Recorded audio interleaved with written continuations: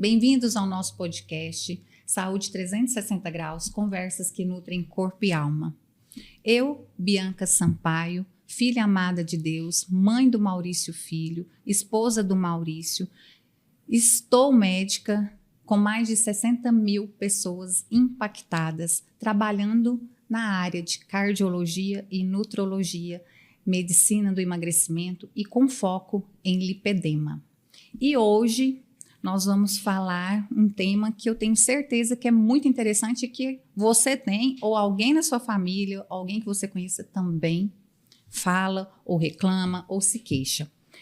Hoje o nosso episódio, o 29º, olha como está passando rápido, né, gente? Já fez um ano e nós estamos aqui juntos. E o nosso episódio hoje nós vamos falar quando o corpo fala através da dor. Muitas vezes nosso corpo começa a dar sinais como cansaço, inflamação, dores persistentes e nem sempre nós conseguimos escutar esses sinais. E quando o corpo fala, muitas vezes ele está pedindo atenção, cuidado e mudança. E para essa conversa com esse assunto aí, esse tema, eu recebo hoje o Dr. Leonardo Vitor Gomes, médico reumatologista formado pela UFG e também supervisor da residência médica em clínica médica no IMEC e no Hospital São Pio X. Dr. Leonardo, seja muito bem-vindo, estou muito feliz em poder recebê-lo e falar sobre dor. Agradeço muito o convite, Bianca, e é um tema que vem afligindo muitas pessoas. Nós sabemos o tanto que isso tem repercussão na vida, né, das pessoas em geral, ou de quem realmente sente, né, quem tem dor, mas também de toda a família que está ali envolvida. Então, fico muito feliz do convite e poder falar um pouco sobre isso. E antes de começar realmente no assunto, vamos conversar um pouquinho, vamos conhecer um pouquinho nosso convidado, né, gente? Dr. Leonardo. Eu sou curiosa, né? Leonardo, você é daqui de Ceres, nasceu aqui. Conta um pouquinho de quem que é o Leonardo, como que veio parar aqui. Conta pra gente. Então, eu sou nascido em Ceres mesmo, nasci em Ceres, mas eu morei em Rialma. Para mim é praticamente a mesma coisa, né? A mesma cidade. Mas eu tenho um carinho imenso por aqui. Nasci em Ceres, morei em Rialma, estudei em Ceres e saí daqui na adolescência para Goiânia para poder estudar mesmo, em busca da minha formação. E formou e voltou. Assim, ficou em Goiânia, fez toda a grade lá e voltou. Então, eu sou formado pela Universidade Evangélica de Goiás, então eu fui para Anápolis. Aí eu fiz a minha primeira especialização, que é a residência em clínica médica lá em Anápolis também. Uhum. E depois eu fui para Goiânia fazer reumatologia lá no HC, da UFG. Uhum. E assim que eu terminei num dia, no outro eu já estava vindo aqui para Ceres. Isso que é vontade de voltar às origens. Sim, a minha família ainda mora aqui, né? Então eu sempre fui muito conectado com eles. Perfeito. Então sempre busquei fazer minha formação da melhor forma possível e também retornar para cá e ficar perto de todo mundo. E também trazer o que eu aprendi, meu conhecimento para as pessoas daqui mesmo, da região. Ainda mais contribuir, né? Contribuir de certa forma, que é uma especialidade que não tem aqui na região. Nós somos poucos mesmo no Brasil.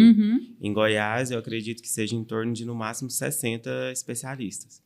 E aqui também não tinha, então sempre foi um desejo de voltar e contribuir para todo mundo aqui.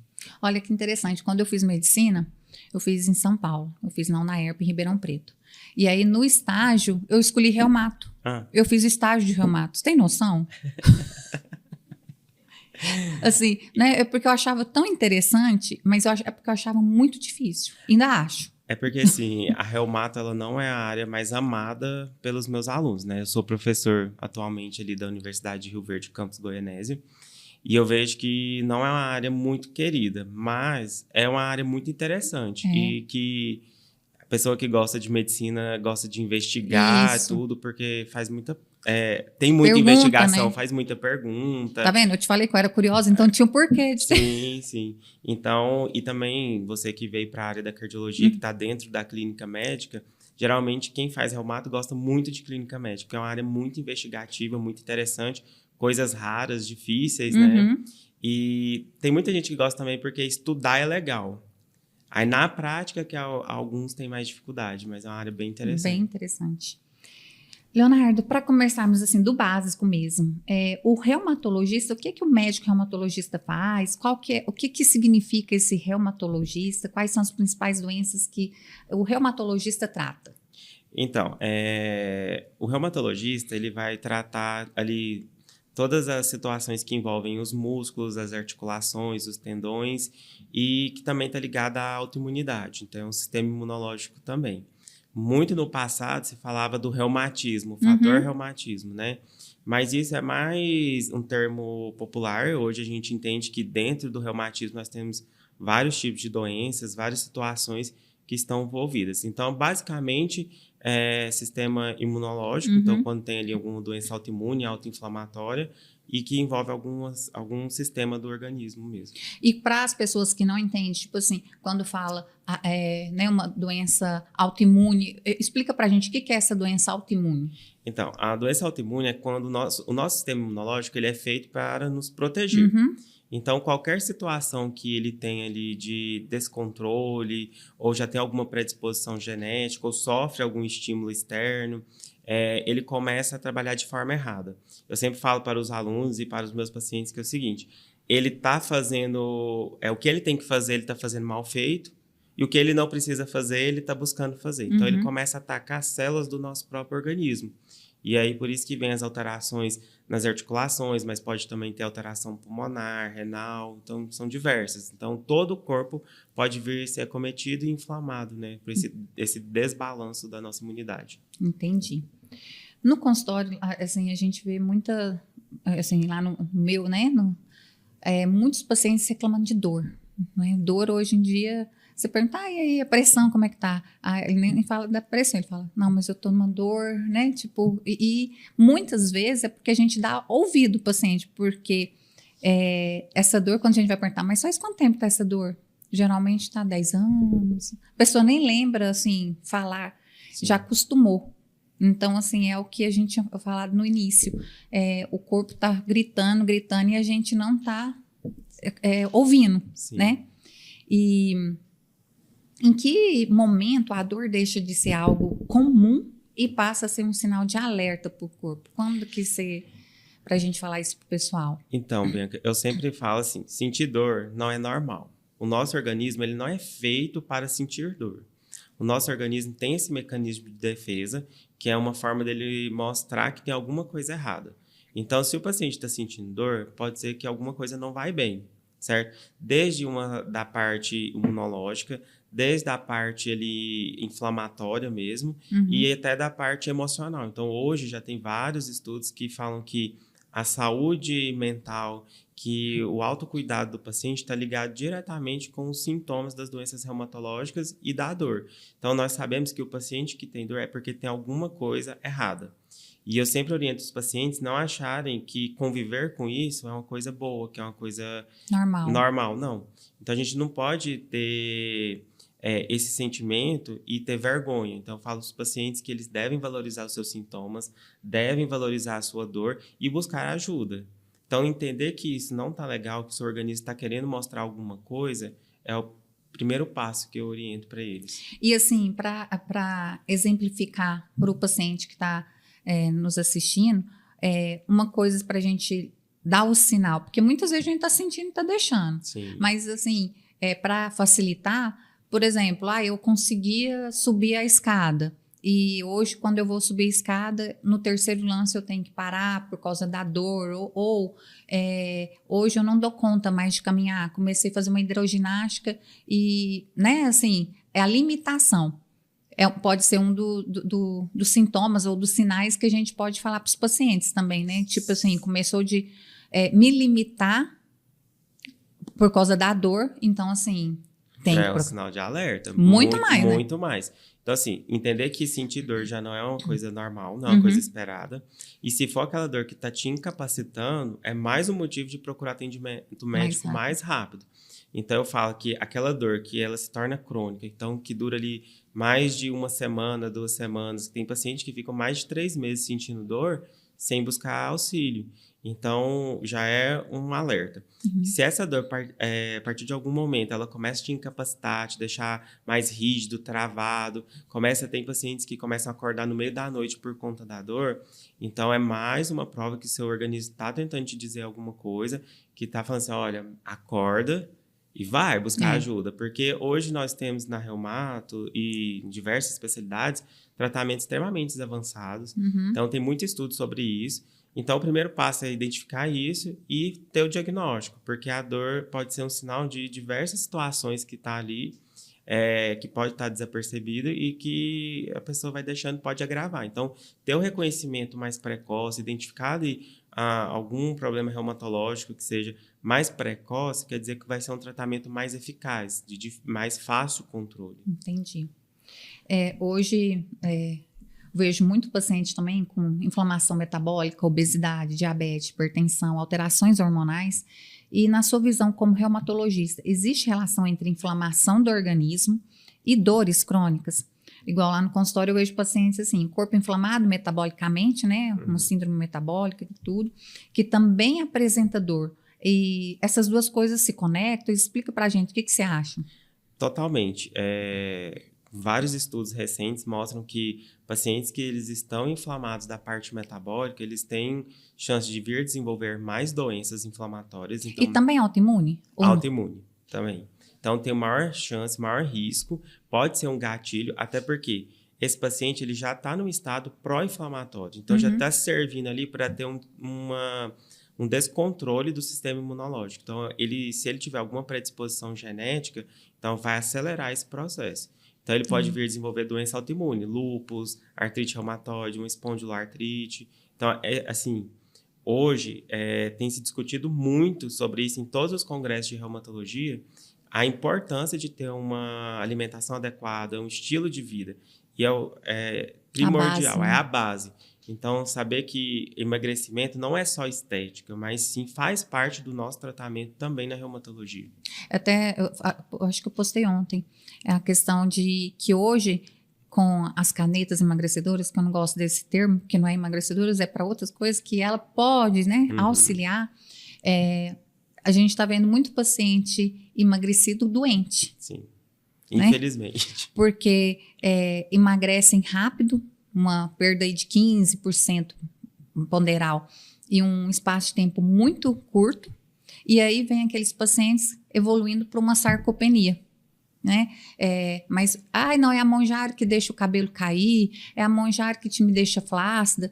Aí eu falo, gente, não é a Mounjaro, não põe culpa na Mounjaro, é porque a gente não se alimenta adequadamente. Sim. E não tem como, você vai perder muito, mas não está, como diz, colocando para dentro os nutrientes que são necessários para aquela perda toda, que também não é saudável. Não. Eu acredito que todo caminho mais rápido e que as pessoas começam a seguir esse caminho sem ter consciência do que está fazendo, porque nós sabemos que essas canetas são excelentes. Lógico, quando indicada e aplicada da forma correta, a dose correta. Eu mesmo no meu consultório, eu não prescrevo. Por quê? Porque não é uma coisa que eu domino. Até para poder fazer o acompanhamento e ter essas orientações. Então, assim, os pacientes têm que entender que ela é um pilar do tratamento. Justamente. Mas que nós temos outros que são, assim, fundamentais e mais importantes do que elas. Com certeza, porque ela é só uma ferramenta. É uma ferramenta. Então, assim, tem que entender que a atividade física, fortalecimento do músculo, não é só para estética, não vai ser só para acelerar o emagrecimento, mas sim também para fortalecer o tendão, fortalecer a articulação. Então, vai criar ali uma articulação mais saudável.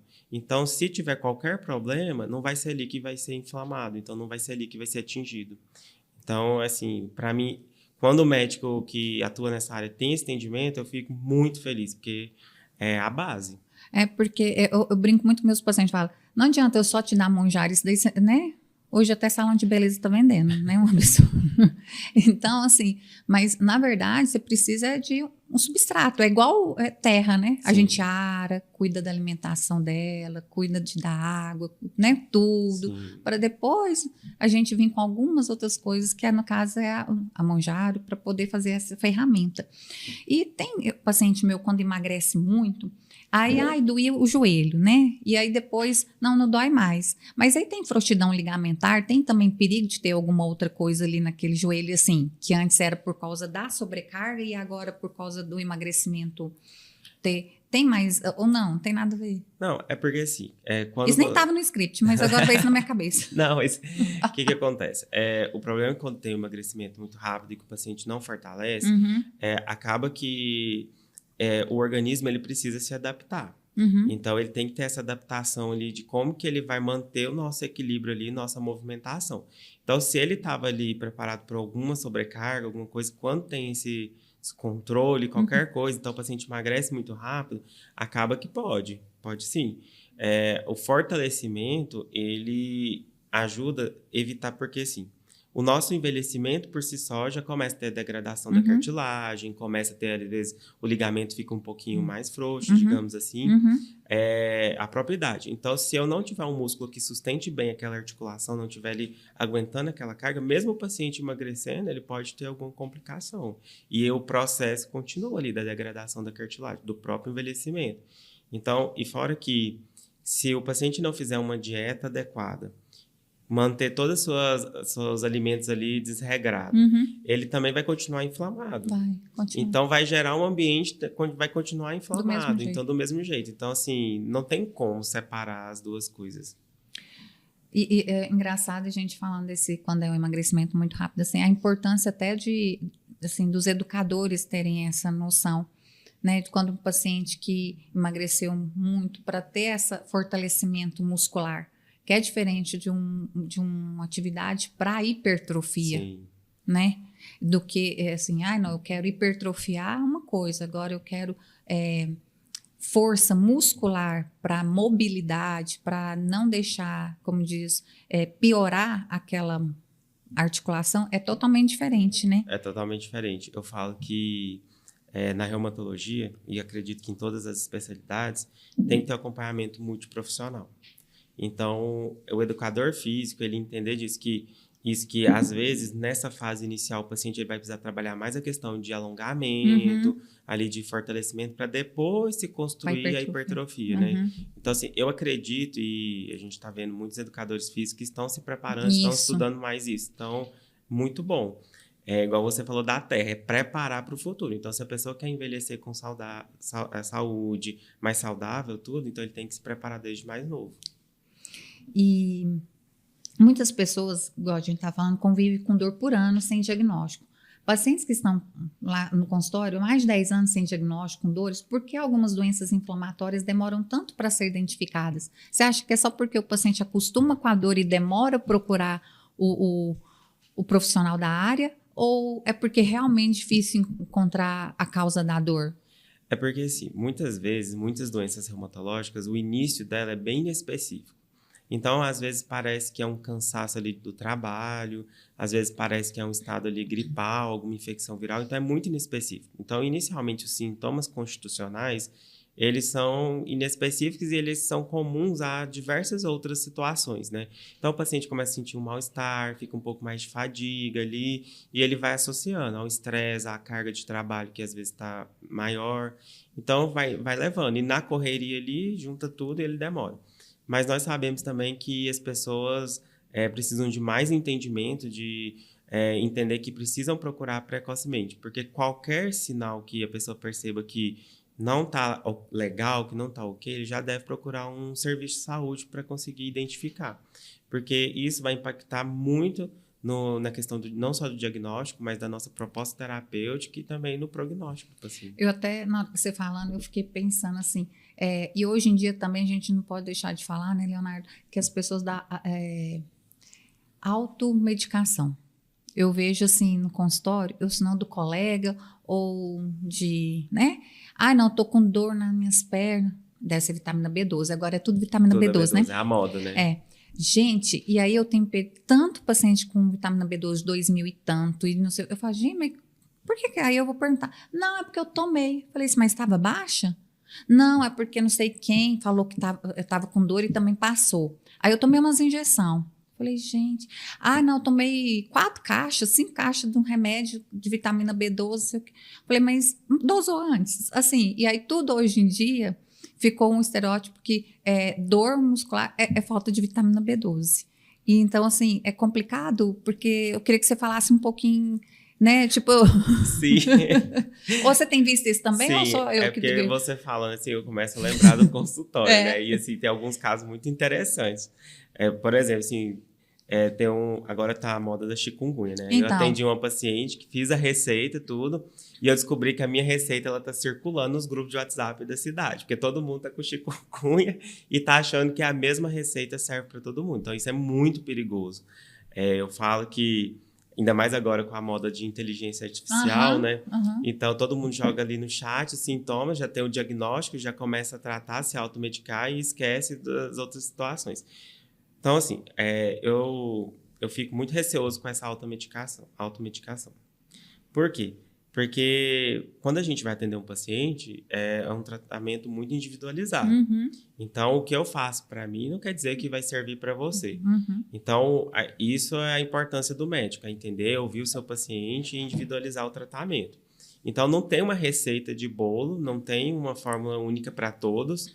Então, a gente tem que saber o paciente como um todo, saber as comorbidades. E na investigação, atuar no que for necessário.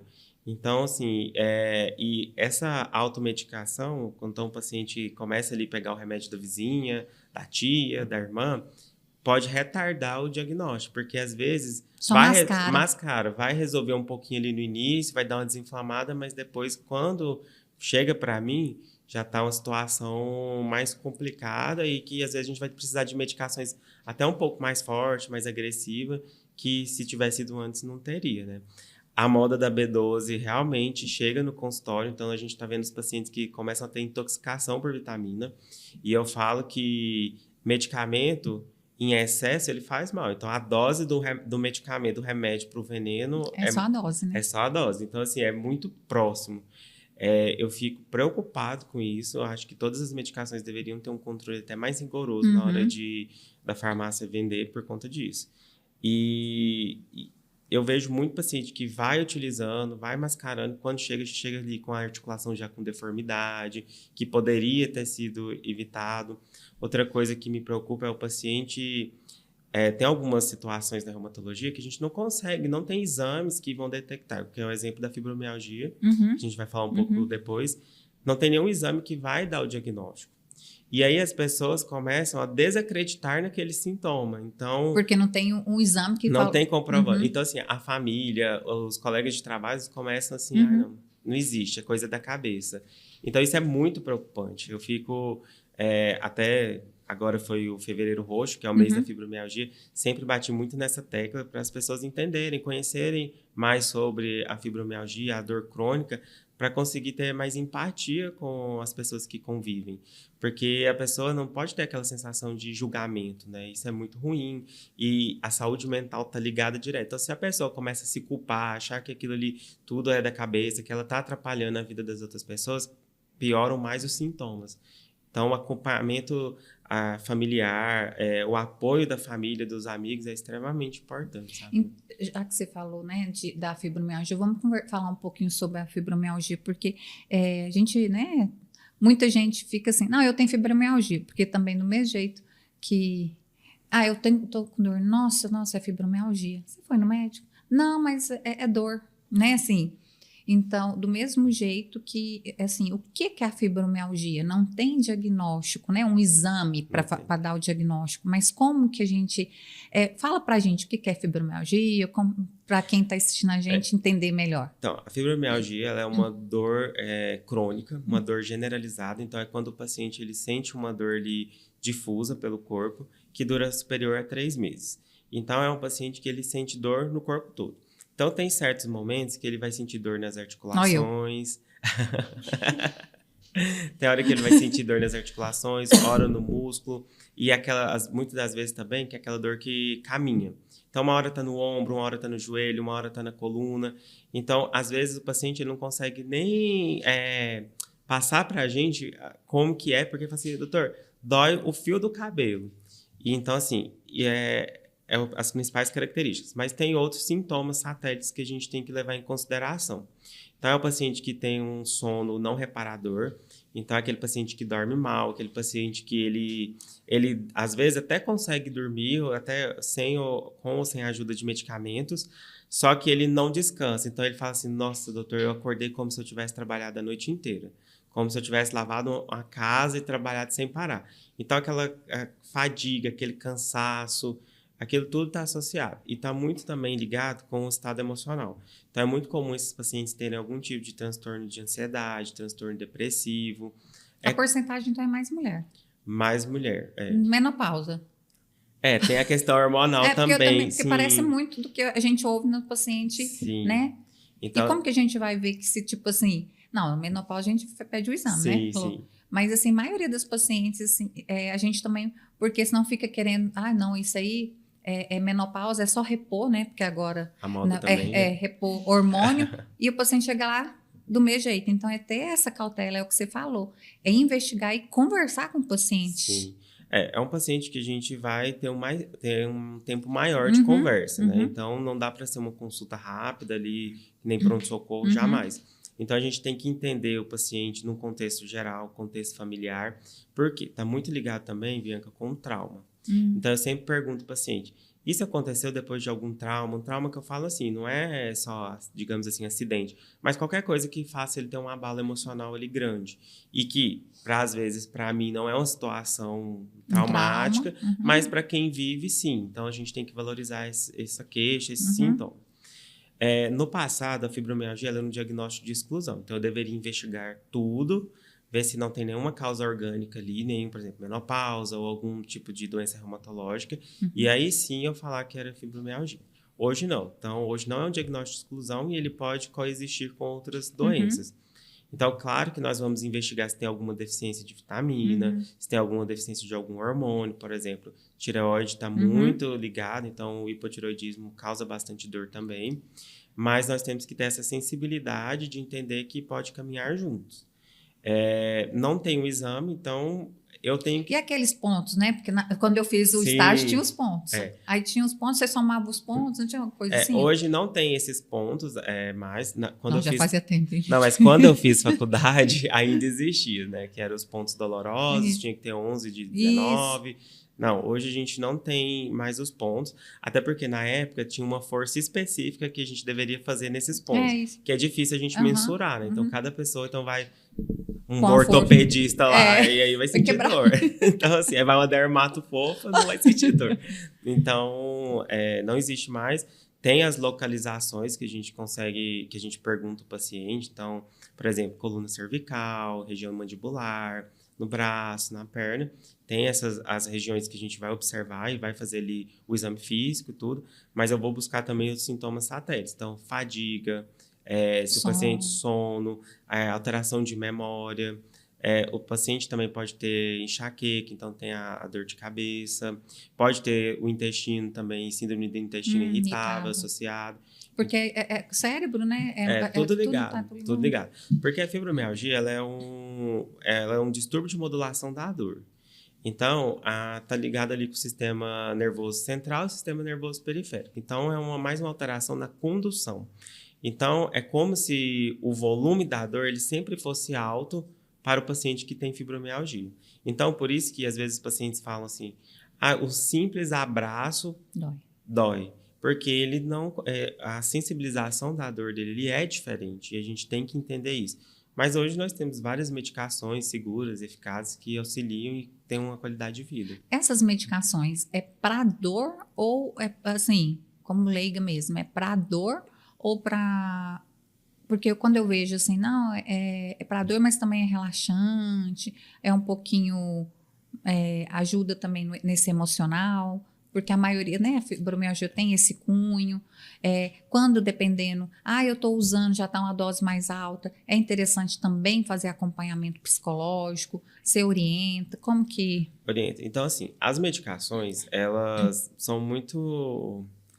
as medicações, elas são comuns também, por exemplo, na psiquiatria, porque tem algumas medicações que elas vão intervir nessa parte emocional e é uma parte importante, como eu falei aqui várias vezes, está muito ligado à saúde mental do paciente, mas elas também têm estudos que elas agem ali também nos receptores, nos mecanismos ali que causam a fibromialgia. Entendi. Então, assim, elas têm a ação nessa parte, mas também tem no controle álgico também, no controle da dor. Então, tem alguns receptores que são trabalhados.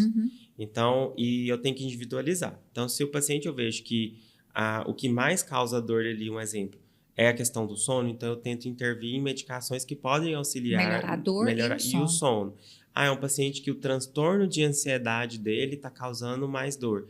Então, eu tenho como eu intervir. Não são todos os antidepressivos que têm ação e comprovação científica, mas hoje a gente já tem algumas classes que são seguras, o custo também está menor e são bem eficazes, sabe?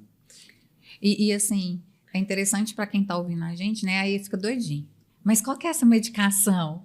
Vai lá no consultório, se você estiver sentindo dor, para ver realmente se você tem fibromialgia, fazer o diagnóstico correto, porque nada impede, igual você falou, não estou na menopausa, eu tenho um hipotiroidismo e tenho fibromialgia. Para tanto, por isso que aí tem cada um, como diz, a medicação é individualizada, lógico. O que me preocupa, porque às vezes esses pacientes são rotulados. Então, o paciente que chega um pouco mais poliqueixoso, que tem mais sintomas, eles já são rotulados com fibromialgia e não fazem essas investigações. Então, é muito comum ainda no consultório chegar paciente que tem esse quadro, já tem esse rótulo, já tem esse diagnóstico ali para outros colegas, e eu sinto que faltou um pouco mais de investigação, porque está usando medicações que são padrão ouro, que o paciente já era para estar melhor e ele continua sentindo ali, tendo sintomas.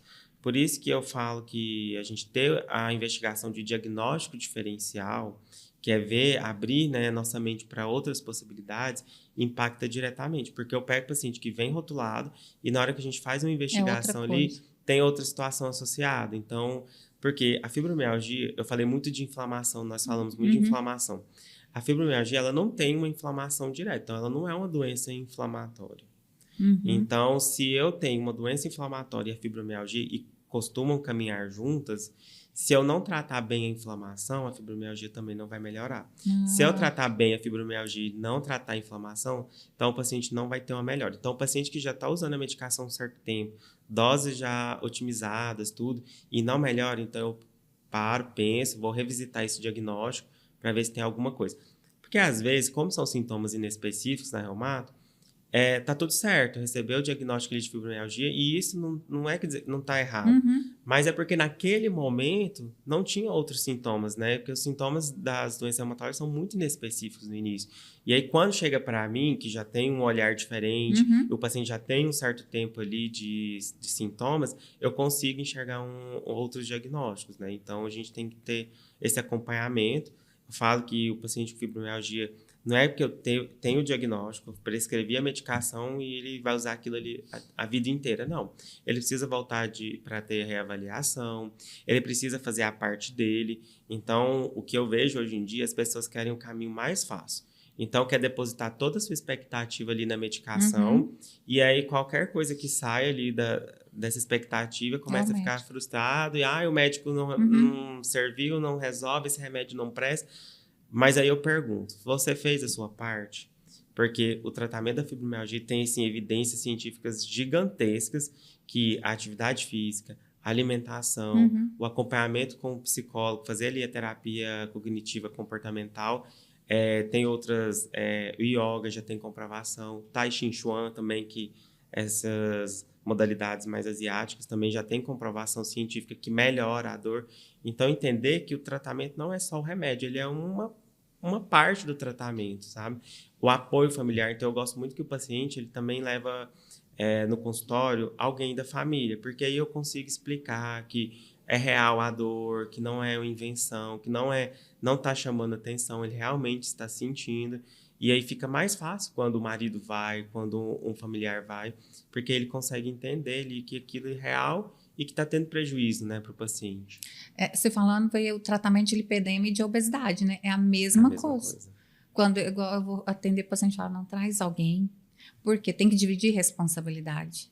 Sim. Porque senão volta o que a gente está falando, não é a canetinha, é um contrave da vida, nem que seja um Venvance, que hoje em dia, né? Tá tudo na moda. É tudo assim, mas menos o que tem que ser feito, que é a alimentação, a atividade física, tentar um sono reparador, a família, que é a ambiência, né? Ali também ter um pouquinho mais de empatia, um ajudando o outro, porque senão não vai. Porque se fosse assim, né? Aí você falando, falei assim, não, é a mesma coisa, fibromialgia é a mesma coisa. Seria muito fácil, né? A gente faz a receita, o paciente melhora. Não precisava de médico, não né? Não precisava de médico, mas tem que ter esse entendimento. Eu vejo que quando o paciente ele entende, ele também para de se culpar, de se julgar, e a família também. Esse apoio, né? Eu consigo ver que ele melhora mais rápido e a gente consegue retirar medicamento. Porque fala, fibromialgia, eu vou usar remédio para a vida inteira, não. Nesse momento, você precisa dessas medicações. De acordo com o que for evoluindo, fazendo sua parte, a gente vai retirando. E sobre agora a artrite reumatoide? Vamos lá, outra... A artrite reumatoide, realmente ela é já uma doença autoimune. Então, nós temos vários métodos diagnósticos. Então, ela... A artrite reumatoide é a mesma coisa que reumatismo? Então, reumatismo é um termo genérico para todas as doenças reumatológicas. Tá. Então, dentro dos reumatismos, nós temos a artrite reumatoide. Então, ela é uma doença autoimune que causa inflamação, ela é sistêmica. Então, o paciente tem que entender que o corpo todo ele fica inflamado. Então, por isso que naquelas fases mais iniciais, o paciente sente ali uma febre, uma fadiga, um mal-estar. Aí, às vezes, ele acha que é só uma infecção viral ali passageira e que, posteriormente, ele começa a ter dor nas articulações. Então, a artrite reumatoide, ela gosta muito de inflamar as articulações das mãos, punhos, cotovelo. Então, são as pequenas articulações. É aquela dor que o paciente ele sente mais, Bianca, quando ele está parado. Então, a paciente fala, quando eu estou movimentando, trabalhando ali, eu vou bem. Mas na hora que eu paro, aí vem a dor. Então, é aquele paciente que acorda com as articulações duras, rígidas e dura ali mais de 1 hora. Então, ele vai movimentando, vai pelejando ali e aí começa a melhorar. Ou, às vezes, o paciente ele acorda no meio da noite por conta da dor, igual eu falei, fica parado, então as inflamações vêm um pouco mais forte. Então, a artrite reumatoide, eu consigo ver. Então, as articulações elas realmente ficam edemaciadas, elas ficam quentes, vermelhas, e às vezes o paciente toma um anti-inflamatório ali e dá uma aliviada, então é tudo sinal de alerta. Sabe? Mas quando a gente fala assim, artrite reumatoide, então ela não tem a prevalência é mais em homem e mulher? É mais em que idade? Geralmente é gatilho que, por exemplo, meu organismo está funcionando, meu sistema autoimune, né? Como diz, está me defendendo, está tudo ok. Aí aconteceu alguma coisa de uma hora para outra, igual você explicou sobre imunidade. Ele mesmo vira contra mim. Mas o que foi esse gatilho? A gente já nasce com essa genética ou um gatilho externo, por exemplo, um trauma, uma morte de um ente querido? Pode ter, assim, como que é? A artrite reumatoide, geralmente o paciente ele já tem uma predisposição genética. Então, ele tem já alguma alteração ali da parte genética que aumenta o risco de vir a desenvolver a doença. Não quer dizer que esse paciente ele obrigatoriamente vai ter artrite reumatoide. Então, a gente precisa de um gatilho. O gatilho são os principais fatores de risco. O que a gente tem estabelecido hoje na literatura? Tabagismo. Então, ele é um dos principais fatores de risco. Por quê? Além de ser um gatilho, ele atua diretamente na patologia da doença, na fisiopatologia. Entendi. Então, o tabagismo, ele cria situações, cria sequências de aminoácidos que predispõem à inflamação, a anticorpos que vão atacar ali a membrana sinovial, a articulação do paciente. Outra coisa que a gente tem também é a obesidade. Então, a obesidade também já tem se visto que ela predispõe à artrite reumatoide. Então, o ambiente ali pró-inflamatório da obesidade está ligado diretamente também com a fisiopatologia e também a saúde bucal. Então, nós sabemos que tem uma bactéria, uma placa bacteriana, que ela também predispõe a ter artrite reumatoide. Gente, vocês sabiam disso? Interessante, né? Acho tão bom aprender, gente. A reumato é muito legal. É muito legal. Isso daí eu já não lembrava mais, não sabia, gente. Muito legal isso. Até o dente, ó, pra você ver. E tem cura? Não. A artrite reumatoide, infelizmente, ela não tem cura, Bianca. Mas assim, Nossa, o Jesus. que eu falo para os pacientes... É porque nós descobrimos que minha irmã tem, gente. É paciente dele. Aí agora, não fala isso para mim, não. A artrite reumatoide, infelizmente, ela não tem cura. Mas hoje... nós temos assim, diversos medicamentos, diversas opções terapêuticas e sim, avançadas, e todas são fornecidas pelo SUS. Então, qualquer paciente pode ter acesso, basta ter o diagnóstico, acompanhamento com o reumatologista. E que o paciente utilizando essas medicações, Bianca, ela tem uma qualidade de vida muito grande. Então, o que eu falo para os pacientes? Depois que a gente otimiza a medicação, o paciente tem uma resposta, vida normal. Vida normal. E também não quer dizer que o paciente, por ter uma doença crônica, ela vai ter que usar a medicação para o resto da vida. Então, certos momentos que o paciente fica bem, a gente vai retirando a medicação e tem pacientes que ficam bem livre de medicação. Também a gente chega nessa parte. Só que o paciente tem que ter paciência. Infelizmente, a melhora não é rápida, a retirada do medicamento não é tão rápida como nós gostaríamos. Então, o paciente nem o médico. Mas hoje tem opção demais de tratamento, vida normal, o paciente pode fazer as atividades dele, pode engravidar, pode trabalhar, pode festar. Então, manter a vida normal. Por exemplo, qualquer outro gatilho pode voltar a piorar. Sim. Se o paciente, o estado emocional pode vir. Então, eu sempre falo para o paciente, quando vai acompanhar, você não pode passar raiva nela. Não fala assim, não. Não pode passar, senão ela vai usar tudo isso de desculpa. Não, eu não posso passar raiva. Aí o senhor vai falar, mania, não me passa raiva. Então, eu falo que a ansiedade está muito ligada. Então, se o paciente ficar mais ansioso, tiver ali alguma coisa que tira ele um pouco do eixo, pode servir de gatilho e de vir a ter sintomas inflamatórios. Você falou da mulher, então a questão hormonal também está muito ligada nas doenças reumatológicas. Por isso que tem uma predisposição e uma prevalência maior nas mulheres, a maioria das doenças reumatológicas. Por quê? Porque tem o fator hormonal. E a gente vê que quando o paciente entra na menopausa, tem muitas doenças reumatológicas que melhoram. Muitas. Então, por exemplo, lúpus, o que a gente espera em pacientes... Primeiro, que já é raro em pacientes idosos, mulheres após a menopausa. E quando a mulher entra na menopausa, muitos pacientes começam a melhorar, começam a conseguir retirar a medicação. Então, está muito ligado também. E eu vejo muito paciente, quando a gente vai fazer reposição hormonal, quando bem indicada, assim, uma das queixas mesmo na menopausa é a dor articular que aumenta, né?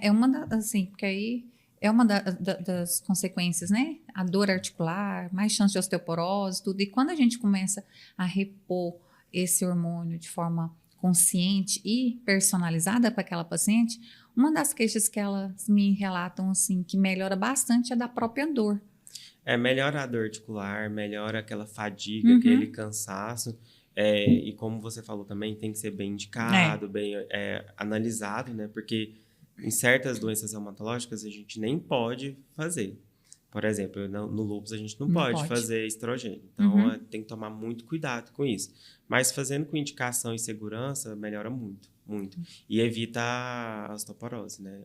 Inclusive, o primeiro tratamento da osteoporose, quando o paciente se encaixa ali, é a reposição hormonal. E, Leonardo, a gente falando de artrite reumatoide, a gente não pode deixar de falar de chikungunya, né? Que agora está um surto de chikungunya. E, assim, pacientes com alterações articulares, com limitação mesmo, né, de movimento, dor, por causa da chikungunya. Explica pra gente, assim, como que a chikungunya faz isso?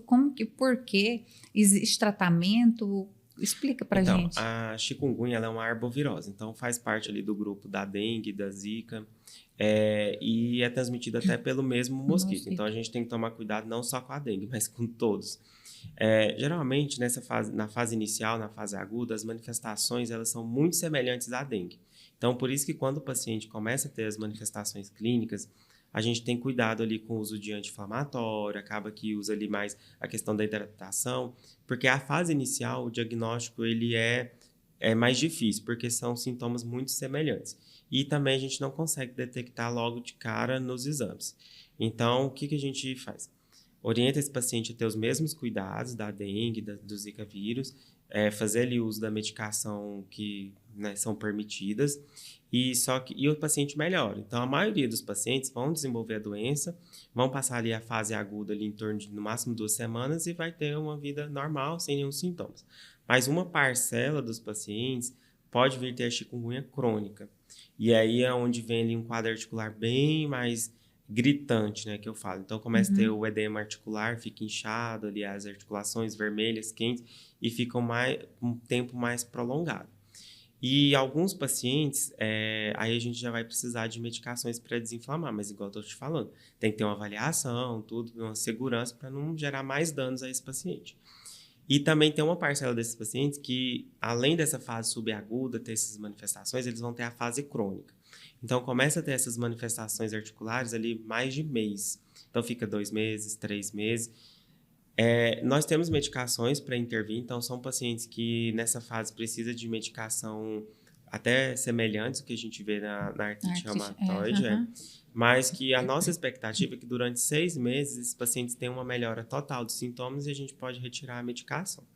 Mas como é uma infecção viral, nós sabemos que também pode ser o gatilho, né, para vir a ter outra doença reumatológica. Então, alguns pacientes que têm um quadro mais arrastado e que tem algum parente de primeiro grau que tem já um diagnóstico de doença reumatológica, eu gosto de investigar. Fazer a investigação, porque pode ser uma artrite reumatoide. Pode ser. Então, assim, até porque nessa fase é muito, assim, a manifestação clínica ela é idêntica.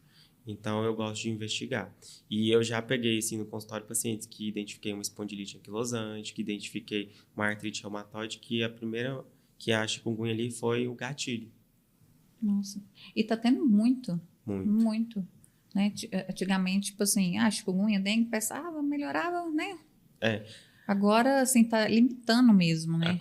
É porque, assim, a chikungunya, o que eu tenho para mim, que a gente não tava numa área endêmica aqui em Goiás. Então, a gente via muito em outros lugares, Minas, São Paulo. E eu acredito que agora chegou a nossa vez. Então, por isso que tá esse boom da chikungunya, né? Parece que todo mundo conhece alguém que tá com chikungunya agora, né? Mas a gente tem tratamento, os pacientes costumam melhorar bastante.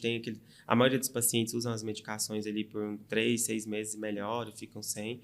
Mas tem que ter esse olhar de diagnóstico diferencial. Perfeito.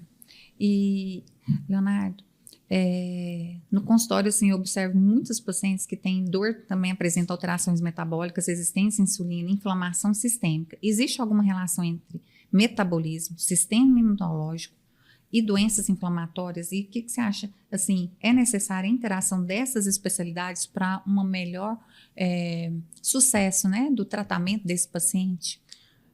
Totalmente, assim, faz total sentido e está tudo interligado. E a questão que nós temos que entender que o organismo ele tem que ser visto como um todo. Então, a gente vai precisar de uma equipe multiprofissional ali de perto, então cada especialista ali na sua área, mas sabendo que está tudo ligado. Igual eu falei anteriormente, tem cada vez mais estudos citando e colocando que o contexto inflamatório está ligado com a síndrome metabólica. Então, cria um ambiente ali pró-inflamatório, um ambiente para doenças sistêmicas, doenças autoimunes, doença autoinflamatória. Então, eu gosto muito de encaminhar esses pacientes para ter essa visão e esse acompanhamento. Porque, assim, eu vou muito bem na minha área, né? Mas tem situações ali que eu preciso de um colega parceiro para poder intervir de uma forma eficaz. E sabendo que se eu não tratar bem esse metabolismo, não tiver ali um acompanhamento seguro, a minha parte também não vai ficar legal. Então, a gente não vai conseguir. Então, não é só a carga. Então, o aumento de peso, a resistência à insulina não é só a carga, mas sim o ambiente inflamatório que fica. Então, se eu estou tratando uma doença inflamatória, né, uma doença autoimune, eu preciso controlar essa outra parte. Então, o paciente tem que entender isso, que nossa equipe ela vai trabalhar junto. E na sua prática clínica, quais são os erros mais comuns que as pessoas cometem quando começam a sentir dor? Mais comum é usar a medicação do vizinho. Então, se automedicar é o principal. Então, vai ali usando, aí vai paliando. Vai paliando, então retarda muito o diagnóstico. Outra coisa é achar que a dor é normal. Eu falo que dor nunca é normal, então tem que valorizar, tem que entender que a dor é um mecanismo do nosso corpo mostrar que tem uma situação errada. Pesquisar na internet e achar que tem todo o diagnóstico e pronto, vou ali fazer tudo que não pode. Quando você estava falando de dor, né, tudo, me veio a gente já recebeu aqui também o Dr. Thiago, que é anestesista e mexe com dor e com medicina regenerativa, né, células tronco, essas coisas. E aí, mas são diferentes. né? Porque o reumatologista, vê se eu estou certo ou não, Sim. né? Porque o reumatologista está mais na parte autoimune. Quando eu falo de dor, que eu vou lá, por exemplo, numa articulação de um joelho que está com a cartilagem lá toda estragada, e aí eu vou e coloco uma célula-tronco, faço alguns ativos ali naquele lugar para melhorar a lubrificação, cartilagem. Isso, assim, ok? Que isso casa com reumato? Como que é? Ou não? Como que é, assim, são diferentes? Porque a causa daquela dor articular muitas vezes é por peso, né? Por peso, ou por idade, ou por uma fratura, e diferente de uma dor reumatológica. Então, eu penso que nós podemos e devemos trabalhar em conjunto, porque geralmente essas pessoas que atuam em dor, o Dr. Tiago, por exemplo, ele tem uma ação mais intervencionista, né? E eu preciso disso. Então, acaba que eu auxilio ali na parte de investigação, ver ali a questão se não tem nenhum outro diagnóstico que está associado. Faço a orientação ali da parte medicamentosa, não medicamentosa, entender que, por exemplo, a osteoartrite, que é a famosa artrose, o nível de evidência o melhor de tratamento é a atividade física, é o fortalecimento muscular. Então, a gente vai trabalhando isso. E ainda tem alguns colegas que falam que não pode fazer, né? Eu recebo tanta gente falando assim, não, muito. Eu tenho dor, eu falo, senhora caminha, atividade física? Não, doutora, por causa do joelho. Falei, o que tem o joelhinho da senhora? Não, eu tenho artrose, o médico falou que eu não posso fazer atividade física. Eu quero morrer. Não, então, o que acontece? Então, assim, eu trabalho muito bem com a parte dos especialistas em dor, intervencionismo ali, porque tem evidência científica que melhora, então, fazer as aplicações, nós sabemos que sim. A questão é muito trabalhar o diagnóstico diferencial, porque se ele tiver alguma doença reumatológica que esteja causando ali inflamação, se essa parte não estiver bem compensada e otimizada, pode ser que o tratamento do colega não vai ser tão eficaz. Então, primeiro igual vou no doutor Leonardo, vejo, faço o diagnóstico, e aí eu começo com uma alimentação, atividade física, tudo, né? Igual você falou, com a sua medicação. Viu que não está tendo, como diz, sucesso, ou ainda está doendo, aumentei dose, ainda não. Aí a gente vai ser mais intervencionista. Isso, é mais ou menos assim. Mais ou menos dessa parte.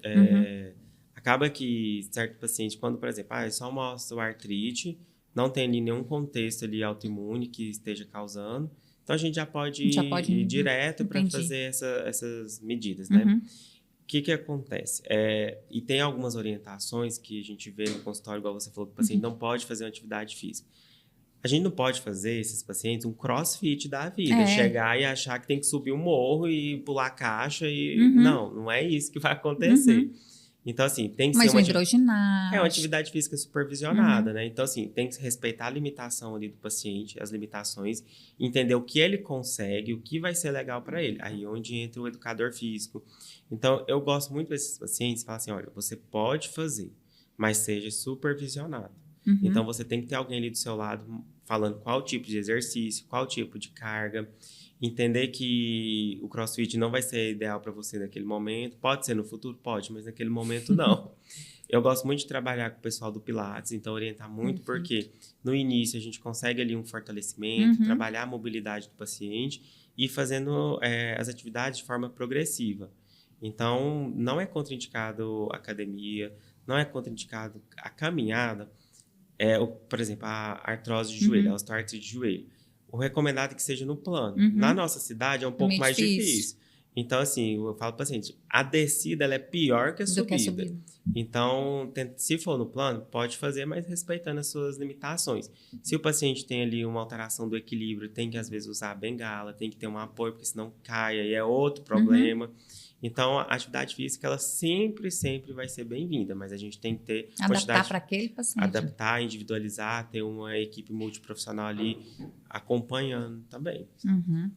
É igual lipedema. As pacientes falam, doutora, mas eu posso fazer crossfit? Eu falei, gente, calma, vamos fazer primeiro o básico? Né? Depende do grau da inflamação do paciente. Sim. Se eu consigo, ótimo. Se eu não consigo, vamos fazer outra coisa, mas tem que movimentar. Até porque se esse paciente for logo para uma atividade vai física muito extenuante, além de piorar, ele não vai conseguir, ele vai ficar frustrado. Aí, assim, faz atividade física, depois passa 10 dias com muita dor e não consegue fazer mais nada. Então, não é legal. Não vai ter constância, não. E o CrossFit, gente, eu acho uma atividade física boa, importante, mas para cada paciente, eu não tô aqui anti-CrossFit, não. Pelo contrário, é porque a gente não consegue, né? Eu fui uma vez e já desisti. Eu fui sair de lá passando mal, eu morava em Goiânia, eu falei assim, meu Deus, eu preciso comer alguma coisa. Fui lá pra dela e achei que o mundo ia acabar em comida, então pra mim já não serve. Já pensou toda vez que você for no CrossFit, você parar lá no Não, panificador? aí eu vou ser a bola do CrossFit. Leonardo, agora mudando um pouquinho, né, de assunto de reumatologia, indo para a formação acadêmica, né, que eu vejo que seus olhos brilham, né, quando fala em formação de Sim. novos médicos, né, assim, é uma paixão que você tem mesmo, assim, é nítido, e você também tem atuado na formação dos novos médicos, supervisionando residentes. Como é essa experiência de ensinar a medicina, preparar novos profissionais para cuidar dos pacientes com doenças complexas? Assim, como que tem sido isso para você? De onde surgiu isso? Quando que você percebeu que você tinha esse, né, esse chamado aí? Conta pra gente. Assim, é uma área realmente que eu amo. Eu falo que eu brinco assim, se eu pudesse, eu faria só isso.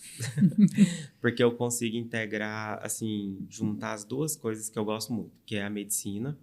Então, ter aquela empatia, poder ajudar as pessoas, transformar a vida das pessoas, né? Fornecer-lhes saúde. E também de ser professor. Eu sempre gostei muito, muito. Sempre foi um sonho desde a graduação, por admirar mesmo meus professores. Então, ver que aquilo, assim, é muito gratificante. Claro que nós temos momentos que são mais difíceis, tem aquele aluno mais difícil, mas no contexto geral é muito bom. Então, sempre foi um sonho. Quando eu cheguei aqui em Ceres, eu vi a oportunidade porque era uma área que não estava sendo tão bem fortalecida e trabalhada. E hoje também a gente... Quais quantidade de médico tem aqui? Exatamente. E o que eu vejo? Muitos colegas reclamam muito da formação médica atual. E a gente está vendo aí essa questão de notas de faculdade. Então, assim, o que eu tenho para mim? Eu acredito que isso não vai mudar, assim, não vai fechar a faculdade, não vai ter isso. Mas o que eu posso fazer para melhorar isso? Então, não adianta eu ficar reclamando, criticando tal faculdade, criticando tal formação. Mas o que eu posso fazer? O que eu posso transformar a vida desses médicos que estão saindo da graduação? O que eu posso fazer para eles saírem melhores, para eles terem ali uma especialidade? Até para eu sentir seguro. É muito bom você ter um colega de referência para você encaminhar um paciente seu, encaminhar um familiar seu. Então, eu tomei isso como uma missão de vida. Então, eu gosto muito. Eu acho que a gente pode transformar a vida não só do médico que está sendo ali, que está em formação, né, do estudante, mas sim das pessoas que vão ser assistidas. E outra coisa que eu penso que, além de ensinar medicina, né, o conteúdo, eu também gosto muito de ensinar empatia. Ser médico, né? Ser médico, porque também tem se perdido muito isso, essa questão de preocupar com o paciente como um todo, se colocar no lugar do outro. Então, eu gosto muito de trazer os novos médicos para perto do paciente, entender realmente ali os sintomas, entender que a doença ela é um contexto, né, muito maior do que alguma coisa orgânica, né? Então, eu gosto muito. Se eu for falar aqui, eu vou ficar horas falando, porque realmente é uma parte da minha profissão que eu tenho me encontrado cada vez mais e que eu tô, assim, apaixonado. E quero fazer mais, assim, eu acho que tá pouco, eu sempre quero fazer mais. Eu acho que enquanto eu tiver força e tiver colegas que, graças a Deus, eu tenho uma equipe comigo que também tem os mesmos propósitos, né? Então, a gente vai rompendo barreiras, vai criando aí novos médicos e novos especialistas. Nossa, que bom. E a população agradece, né? E eu acho interessante quando você fala de ensinar não só a medicina, né? Mas realmente o que é a medicina. Na época, pelo menos quando eu formei, né? Que era a escuta, né? A escuta ativa. Hoje eu vejo que não é só o médico, né? A gente não está aqui só para falar do médico, mal do médico, pelo contrário. É o ser humano mesmo. Nós hoje não temos mais tempo nem para escutar, né? Aí a gente não tem mais paciência. Muitos, assim, eu vejo que quando você começa a falar, ele não deixa o paciente falar. E quando... mas já acabou? Como assim? a receita já está pronta, né? Eu não falei nada, eu tinha que falar mais coisa. Então, assim, de um lado, uma pessoa que não tem essa empatia de não ter essa escutativa. Do outro, a pessoa sedenta de querendo mesmo uma atenção. Então, assim, e não está batendo. Mas aí a gente vê, saindo do consultório, que isso não é só no consultório. A gente está vendo isso também na vida. Pensa para você ver, a gente sai hoje nas mesas, né, de restaurante. Ninguém conversa mais com ninguém, está tomando telefone. Todo mundo no celular, né? Não é verdade? Então, assim, e aí isso foi para o consultório, então, assim, em todo lugar é a falta realmente daquela escuta ativa, de você estar ali com aquele paciente ou você estar ali com a sua família. E eu acho que essa forma aí sua de resgatar essa medicina, de resgatar, não, vamos fazer, já que nós nos propomos a sair de casa, estamos aqui, vamos fazer direitinho, vamos ter um pouquinho mais de empatia, de colocar no lugar do outro. Já pensou se fosse sua mãe? Já pensou? Eu acho que isso daí para mim já... né? Porque muitos... você está no consultório, você vê. Isso daí, títulos atrás, é muito fácil hoje em dia. A questão, né? Bianca... É muito mais que isso, eu acho. É muito mais. Hoje, assim, eu não estou falando que tem um culpado. Eu acho que o sistema caminhou para isso, justamente. Né? Então, a gente vê que a medicina está muito dependente de exames complementares. E aí, chega o paciente com o exame e fala, você não vai tratar meu exame? Eu falei assim, não vou tratar o exame. Vamos conversar um pouquinho. A pessoa, eu vou tratar você. Os meus alunos até ficam brincando que, assim, eu sou o enjoado da anamnese, da escuta, do exame físico. Por quê? Porque eu vi que a medicina perdeu isso. Então, eu vejo muito... medicina que eu falo porque é a minha área, mas a gente vê em todas as profissões, que perdeu muito a escuta. E outra coisa que eu sinto muito falta é o exame físico, é colocar a mão no paciente, no doente, porque é entender que faz parte da medicina. Os exames, eles são complementares, né? Mas que antes disso nós temos toda uma história, todo um exame físico e que muitas vezes a gente consegue fazer o diagnóstico só conversando e examinando o paciente. Então também é uma das linhas que eu sigo, que eu trabalho muito com os meus alunos, de ouvir e examinar. Então eu sou aquele professor que uma consulta demora 40 minutos, 1 hora, que as anotações vão ser 3 folhas, porque se a gente não escutar, quem vai trazer a informação é o paciente. Se eu não escutar, vai passar alguma coisa. Então, eu sou bem criterioso nessa parte. Que bom, a gente agradece. E hoje, se alguém que está ouvindo, nos vendo agora, e convive com dor, e já se acostumou com ela, qual a mensagem que você gostaria de deixar para essa pessoa hoje? Então, a mensagem que eu deixo para as pessoas é o seguinte: não achar que a dor é normal, entender que isso é um sinal, é um sintoma, é um alerta que seu corpo está tentando te dar informação, te mostrar que alguma coisa está errada. Procurar ajuda. Eu sei que às vezes o acesso à minha especialidade ela pode ser um pouco mais difícil, mais demorada, mas entender que precisa buscar ajuda com algum colega, entender que tudo que você sente, tudo que você vem passando tem importância na hora da conversa, na hora da consulta. Então, é entender isso. E não usar medicamento da vizinha, não achar que aquele medicamento vai ser eficaz para você também. Então, entender que o tratamento ele é individualizado, por isso que é importante ter a consulta, ter uma conversa, ter um momento seu. E outra coisa que eu gosto de falar é de ter o apoio familiar. Então, se alguém que estiver ouvindo, nos assistindo, que tem um familiar, que tem um amigo, um colega que vem sofrendo com dor crônica, também tem essa questão da empatia, não ter julgamentos, não achar que é preguiça, não achar que é corpo mole, que é só um atestado. Não, entender que o paciente está passando por uma situação difícil e que você dando esse apoio vai ajudar no tratamento também. Perfeito. E indo pro final, passa rápido, né? Tá vendo? A gente fica ansioso no início, né? Mas é rápido. Depois já... Antes, assim, de a gente encerrar, eu sempre faço uma pergunta para todos os meus convidados aqui no Saúde 360 Graus. Aqui, a gente acredita que a saúde não é só corpo, igual a gente falou muito, né? É também alma e propósito. Então, eu queria te perguntar, na sua vida, no seu dia a dia ou no seu trabalho, você já viveu algum momento que considera um milagre ou um agir de Deus? Muitos, né? A gente que está na medicina, a gente vê muito milagre. Muitos, muitos mesmo. Eu acredito que Deus é a base de tudo. Então, assim, a espiritualidade, ela tem que estar ligada com tudo que a gente faz. Porque por diversas situações, e não é só motivo de doença, nada disso, mas a gente consegue enxergar a mão de Deus, seja para dar um conselho, seja para ver conseguir enxergar um caminho, uma decisão ali mais difícil. Então, assim, para mim, o amor de Deus é fundamental. A ajuda no nosso tratamento, às vezes, nós médicos, e a tendência é nós distanciarmos um pouco de Deus. E isso é muito ruim, porque a fé, para mim, ela move montanhas. Então, por diversas vezes, em situações no hospital, a gente vê aquele paciente que não, ou tem o diagnóstico, ou não tem o diagnóstico, ou aquele paciente que o exame melhora e você fala assim, como assim? Do nada, e você fica repetindo o exame ali, não, melhorou. Então, assim, para Deus, nada é impossível. Então, se as pessoas tiverem mais entendimento do que é Deus, dos seus ensinamentos, eu falo que o mundo seria muito melhor.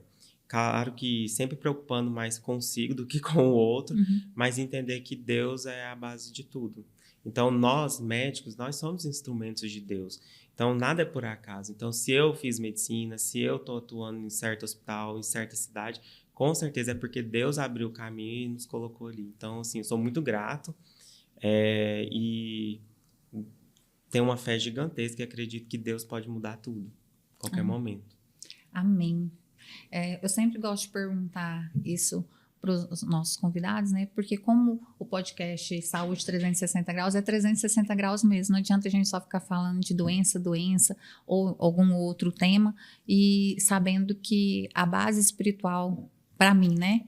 Sim. É o pilar, como diz, o principal pilar, os outros são braços. Que se esse não tem, é bem mais complicado, como diz, essa balança, esse equilíbrio dos outros pilares. E assim, quando outra coisa que eu gosto de falar, quando o paciente, gente, eu tô do paciente. Eu gosto de falar no final do podcast, assim, os insights, né, da nossa conversa. O primeiro insight que ficou é que eu acho que eu tenho alguma coisa autoimune. Oh, meu Deus. Você tem um fator de risco. Eu tenho fator de risco, a Maninha tem, né? Então, eu já fiquei pensando, na hora que você falou genético, naquele dia na consulta, eu já fiquei, meu Deus, estou com medo de fazer, né? Mas, tirando esse insight, o insight que fica realmente a gente tem um pouquinho, quando você falou da fibromialgia, né? Assim, muitas vezes, nós que sempre tem alguém que a gente conhece que tem fibromialgia, a gente não ter aquela empatia com a paciente, né? Já percebeu? Ou com a sua amiga, ou com algum familiar, porque toda vez que você pergunta para a pessoa, você tá bem? Não, tô com dor. E aquilo você já fica assim, ai meu Deus, para que eu vou perguntar? Ela já vai falar que tá com dor. A gente já não fica achando, igual você falou, não tem esse apoio, esse acolhimento das pacientes que têm fibromialgia, porque acha que não tem exame, né? E até isso, assim, para a gente que é médico também é difícil. Sim. Né? Assim, apesar da gente saber que tem, que existe, né? Mas ela já está com tratamento, mas não melhora. Então, o insight que fica é realmente ter um pouco mais de acolhimento com essas mulheres que têm fibromialgia e cuidado mesmo, né? Sim, uma palavra mais amiga, um apoio ali, entender já vale muito para elas. Então, assim, tem paciente que às vezes chega no consultório e fala assim, nossa, eu saí ali do tal colega, eu saí pior, porque não me ouviu, não deixou eu falar então, assim, a gente tem que entender que a gente tem que se colocar no outro. Acho que é o maior insight daqui, né? A mensagem principal é entender que a gente precisa ser mais empático com as pessoas no contexto geral, né? Justamente. E obrigada, Leonardo, obrigada pela sua presença. Eu sei que, né, consultório lotado, também agora ensinando outros médicos aí, você conseguiu um tempinho para vir conversar com a gente, ensinar para a gente, nos orientar. Fico feliz pela sua presença. Só agradeço. Muito obrigada por ter abrilhantado nosso podcast. Eu que agradeço muito. Eu acho que trazer isso né, dar mais voz para... Porque eu estou falando aqui representando muitos pacientes, né? Dar essa voz para as pessoas que convivem com dor crônica, que tem algum tipo de doença reumatológica, é extremamente importante. Fiquei muito feliz com o convite e jamais deixaria de vir, de conversar um pouco, porque, igual eu falei, você me deixa muita vontade, é muito legal poder falar isso e ver que a gente pode transformar também, né, outras pessoas e entender mais. Com certeza, só agradeço. E onde que a gente pode encontrar o Dr. Leonardo, saber marcar consulta, saber, né, o Instagram hoje, porque eu sei, né, eu te sigo, então tem algumas dicas ali, como que é, explica pra gente como que a gente encontra. Hoje eu tô atendendo lá no Hospital Ortopédico de Ceres, então meu consultório é lá. E pode me seguir no Instagram, meu Instagram é Reumato Leonardo Vitor, que lá vai ter informações de onde me encontrar, acompanhar também a minha rotina no consultório, rotina também como professor e também na minha vida. Quiser saber um pouquinho da quiser saber mais um pouco, tem tudo lá. Leonardo, muito obrigada. Obrigada mesmo. E eu quero agradecer você que esteve conosco nesse podcast Saúde 360 Graus, conversas que nutrem corpo e alma, que esteve conosco, nos ouviu, encaminha esse podcast que se faz sentido para você, ou que você conheça alguém que convive com dor, ou que tem relatado dor. E siga, faça parte dessa família, desse podcast. E nós estamos agora também no Spotify. E se alguém quer saber um pouquinho mais da Bianca Sampaio, aqui embaixo tem meu Instagram, tem onde eu atendo. E se você tem alguma sugestão, alguma pergunta, deixa aqui nos comentários que nós iremos te atender. Fiquem com Deus e fiquem ligados para o próximo podcast. Fiquem com Deus.